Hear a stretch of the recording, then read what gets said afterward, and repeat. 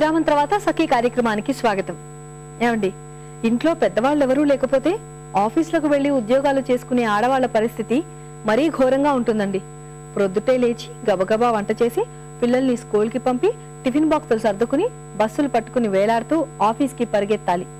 ఆఫీస్లో పనితో పాటు పై ఆఫీసర్ల చిరాకులు తిట్లు భరించి చివరికి ఇంటికొస్తే రాత్రి వంటిల్లు రమ్మని పిలుస్తూ ఉంటుంది.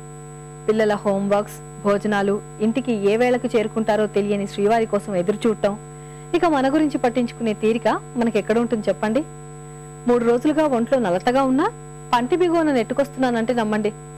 ముందైతే కార్యక్రమం చూసేయండి, ఆ తర్వాత ఏం జరిగిందో మాట్లాడుకుందాం.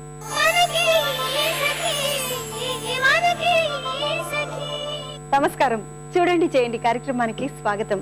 సకులు పూసలతో డోర్ హ్యాంగింగ్ ని తయారు చేసి చూపిస్తానంటున్నారు అనసూయ గారు. అంటే గుమ్మాలకి తోరణాలు పూసలతో అల్లుతారనమాట. సో అదేంటో చూసి నేర్చేసుకుందామా? నమస్కారం అండి అనసూయ గారు. నమస్తే సుజాత. బాగున్నారండి?